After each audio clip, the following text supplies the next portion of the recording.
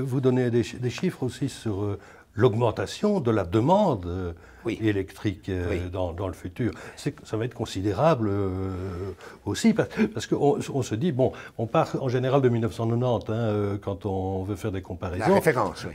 La référence, mais dans le futur, ça va être encore bien davantage d'électricité. Alors, là, il y a une controverse. Pas pour moi, hein, mais certains disent, oui, mais l'amélioration des rendements énergétiques va être telle qu'il y aura une diminution de la consommation d'électricité. Donc, rendement dans les usines, rendement en domotique, donc dans les habitations, etc. Or, il faut constater deux choses.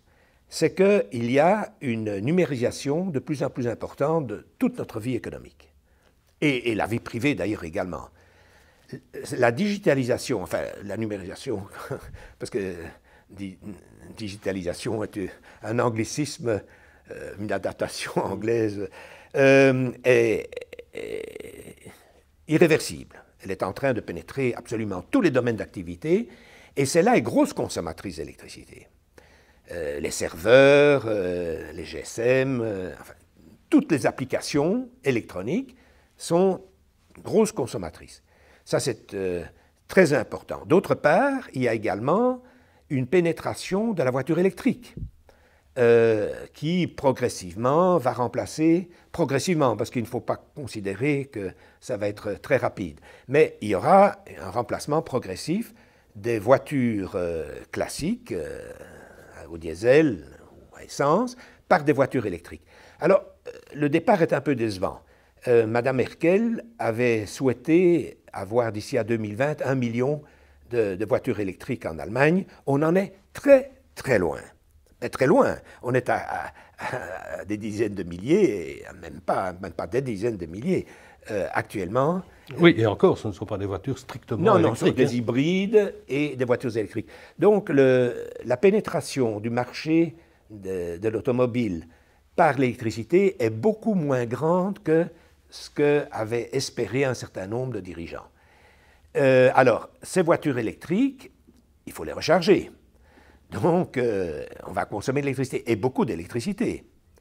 Alors, la pénétration est moins grande que prévu, parce que, la maturité n'a pas encore été atteinte, l'autonomie de ces voitures est plus faible, est encore plus faible en moyenne que ce qui avait été espéré, il n'y a pas suffisamment de bornes pour pouvoir recharger en cours de route, il faudrait des déplacements relativement courts, et ça ne vaut pas la peine pour la plupart des gens d'acheter une voiture rien que pour rester en ville. Alors ça serait la seconde ou la troisième voiture. Et donc, il y a un certain nombre de considérations techniques qui empêchent cette augmentation importante du parc d'automobiles électriques dans le monde, et en Europe en particulier. Donc, mais ça, à terme, c'est pour ça que je dis, il y aura une augmentation, ça va consommer énormément d'électricité et qui sera supérieure à la diminution de la consommation due à l'augmentation de l'efficacité énergétique. Voilà. Oui. Ça, donc on voit bien quand même qu'il y a une balance toujours à faire. oui. Mais je dirais que cette balance, elle est presque au cœur du système, parce que vous expliquez aussi comment fonctionne le réseau électrique. Et c'est un gros problème. C'est qu'il faut constamment balancer offre et demande. Sans quoi, on s'expose à des gros soucis. C'est-à-dire que nos appareils ne marcheront plus, si j'ai bien compris.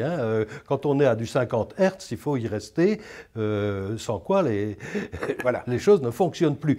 Et alors, on ne se rend pas compte, au fond, de l'aspect dynamique de tout ça, et évolutif en permanence. Il faut constamment équilibrer offre et demande. Oui. Alors, les défenseurs du tout renouvelable, électrique, je parle d'électrique, les défenseurs du tout renouvelable disent que le prix de l'éolien ou du photovoltaïque ne cesse de diminuer. C'est vrai, mais ça, c'est une approche très restreinte du problème, parce que plus la pénétration de ce renouvelable intermittent augmente, plus le système électrique va devoir investir dans le transport et la distribution d'électricité, dans le stockage d'électricité, et ça de manière irréversible. Il faut savoir, tout le monde le sait d'ailleurs, que ce renouvelable intermittent, le mot le dit bien, ne produit de l'électricité que quand il y a du soleil ou du vent. Quand il n'y a pas de soleil et de vent, il faut compenser le manque de production du renouvelable. La manière de le compenser actuellement dans nos pays occidentaux, c'est surtout le gaz. Sauf en Allemagne ou dans d'autres pays qui ont beaucoup de charbon, tous les pays de l'Est d'ailleurs, là c'est essentiellement des centrales thermiques. Alors, ça a été le cas de l'Angleterre également d'ailleurs. Cette compensation est en contradiction avec les objectifs évidemment européens, puisque eux veulent décarboner l'atmosphère et la seule manière de pouvoir maintenir en fonctionnement le système décarboné, c'est-à-dire avec renouvelable intermittent, est cette compensation. Et on est devant un paradoxe là. On est devant un paradoxe.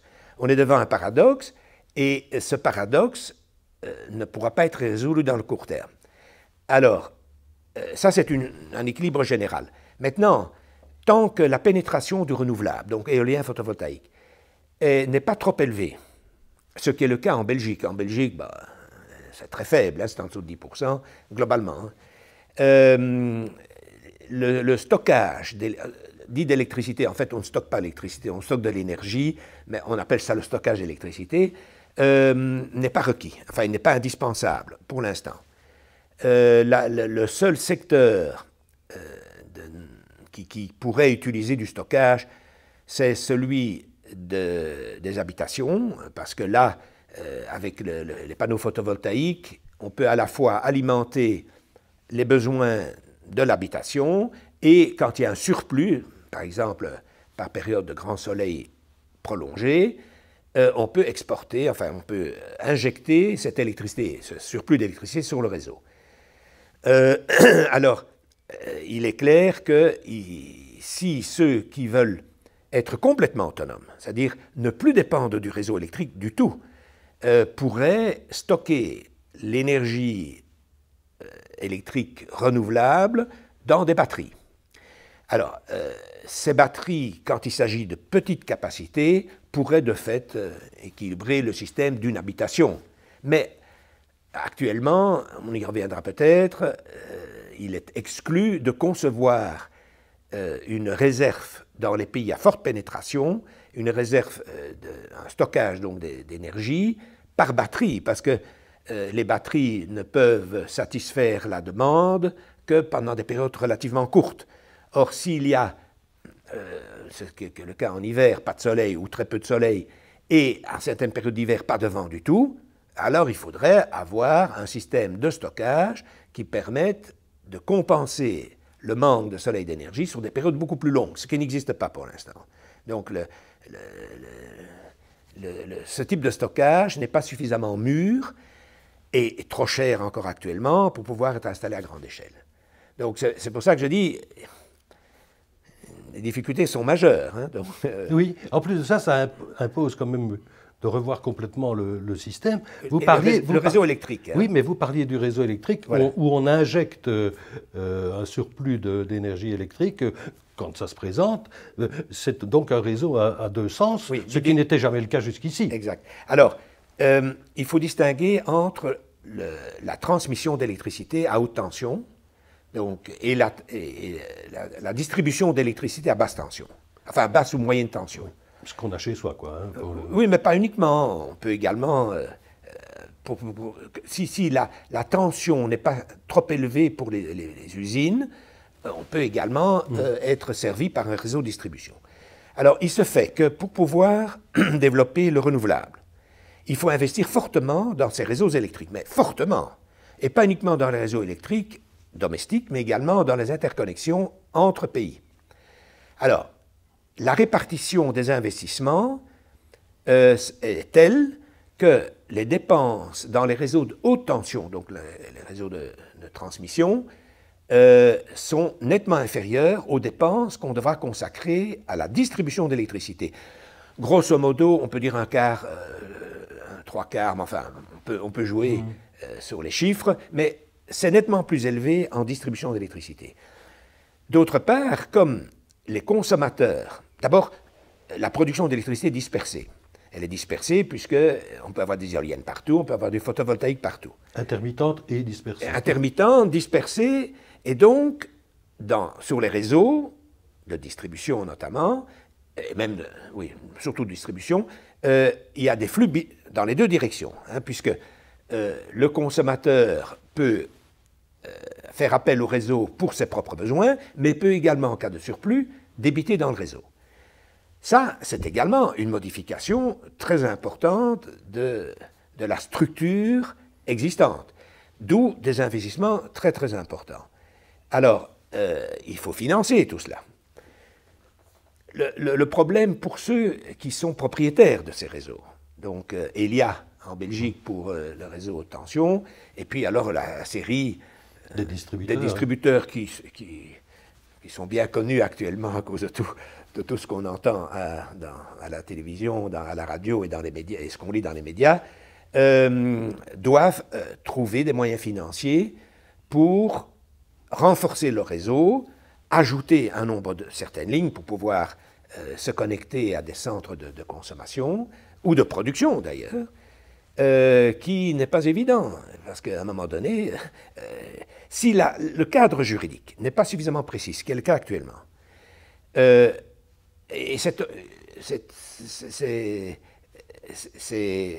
implique tout le monde. Ça implique les producteurs, ça implique les consommateurs, ça implique les sociétés d'électricité. Si le cadre n'est pas suffisamment bien défini, tout le monde aura peur des investissements ou des coûts échoués, stranded cost, puisqu'ils vont dire « mais moi je ne suis pas certain de l'évolution du système, donc je ne vais pas investir si je n'aurai pas la possibilité de valoriser mes investissements à terme ». Et voilà, donc pour l'instant, il y a certains doutes, d'autant plus qu'en Belgique, par exemple, il y a une possibilité de sortir complètement du nucléaire, mais ça change complètement le système électrique. En Allemagne, ils ont décidé de fermer tout en 2022. Ça va aussi poser quelques problèmes, et peut-être que presque certainement, ils devront continuer à produire de l'électricité à partir de charbon et de lignite. Je ne vois pas d'autres solutions dans le court terme. 2022, c'est dans 5 ans. Donc, il y a vraiment une réflexion sur le reformatage du système électrique dans tous les pays, dans tous les États membres.